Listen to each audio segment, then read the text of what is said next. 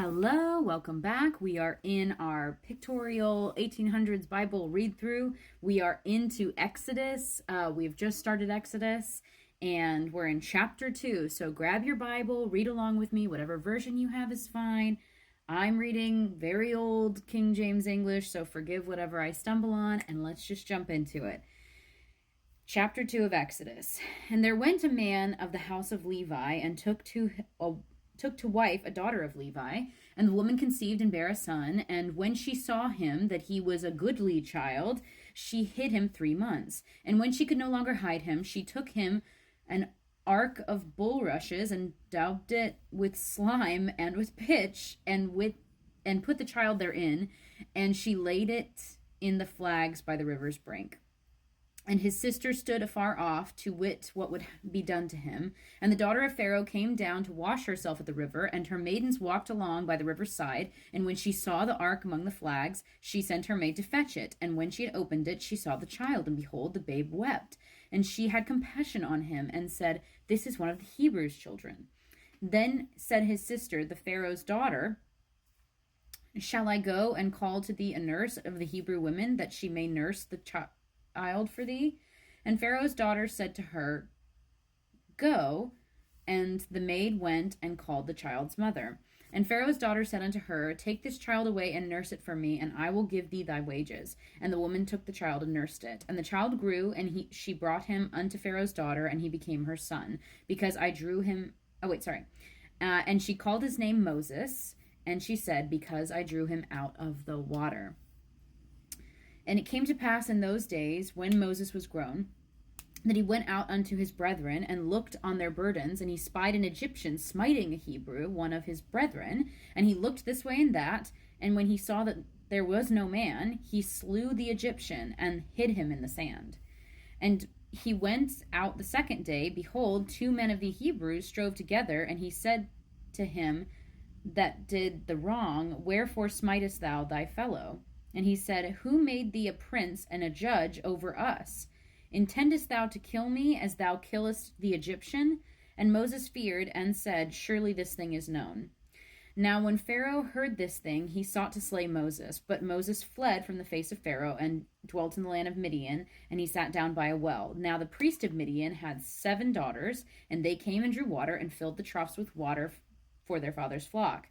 And the shepherds came and drove them away, and Moses stood up and helped them and watered their flock. And when they came to Reuel, their father, he said, "How is it that ye are come so soon today?" And they said, "An Egyptian delivered us out of the hand of the shepherds, and also drew water for us, and watered the flock." And he said unto his daughters, "And where is he? Why is it that ye have left the man? Call him, that he may eat bread." And Moses was content to dwell with the man. And he gave Moses Zipporah, his daughter, and she bare him a son, and he called his name Gershom, for he said, "I have been a stranger in a strange land." And it came to pass in process of time that the king of Egypt died, and the children of Israel sighed by reason of the bondage, and they cried, and their cry came up unto the Lord by reason of the bondage. And God heard their groaning, and God remembered his covenant with Abraham, with Isaac, and with Jacob. And God looked upon the children of Israel, and God had respect unto them. The wording of this one is way different, because again, I'm in a Bible read through. I'm reading NIV in my chronological Bible read through, and there were some different phrasings, different things that I stumbled on for sure. But a lot happens in this chapter. We meet Moses better. We get a sense of his background. We learn his story as a baby that's very famous. And but we also get him as an adult, very different from the movie Prince of Egypt. He is perfectly aware that he's a Hebrew. Apparently, he was raised in Egyptian, life and with the Pharaoh's daughter, but he knows that he's not Egyptian. And he goes out and is like trying to see his people, and he sees an Egyptian, mistreating one of his people, and he's like, "I'm gonna go kill him," and he murders him, which I like. Again, it's kind of like the story of Simeon and Levi, and how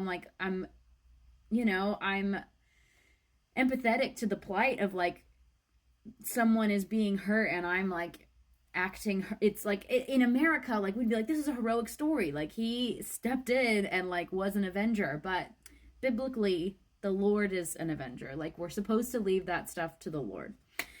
So Moses murders a man, and then apparently word gets out. He looked around and thought he saw nobody, but clearly there was somebody to see. Or the guy whose life got saved went around and told everybody. Which, boo on you, buddy. That's snitches end up in ditches. What are we doing? But the Pharaoh finds out. He wants to kill Moses. Moses goes on the run, and we see him go out to dwell among the Midianites. And he gets a wife, and he starts a family out there, and he is out there for a while, long enough that the Pharaoh who's currently over Egypt dies. And then we hear God remembers his promise. It's really a crazy story. It's gonna keep heating up. It's just gonna keep getting more and more intense. But I think the beauty of it is in that God remembered his promise. God remembered his covenant.